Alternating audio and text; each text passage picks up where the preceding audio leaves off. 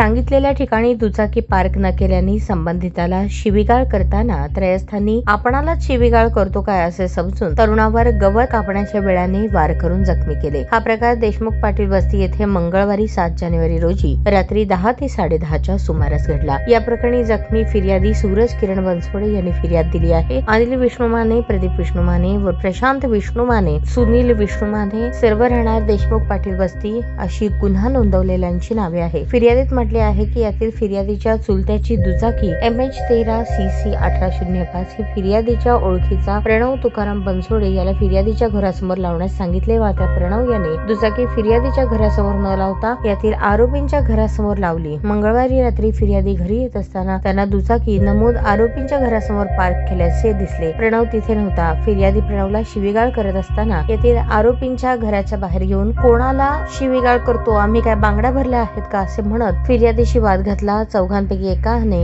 गवत कापण्याच्या वेळाने वार करून फिर्यादीला जखमी केले तसेच लाथाबुक्क्यांनी मारहाण केल्याचे फिर्यादीत म्हटले आहे।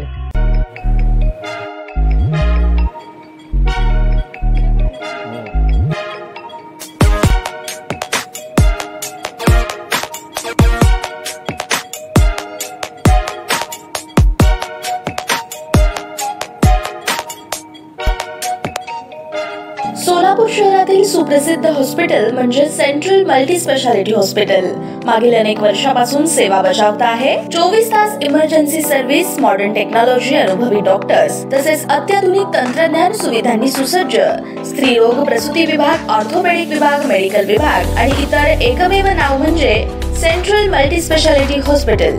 पत्ता गणेशपेठ शॉपिंग सेंटर, मंगळवार बाजार, सोलापूर।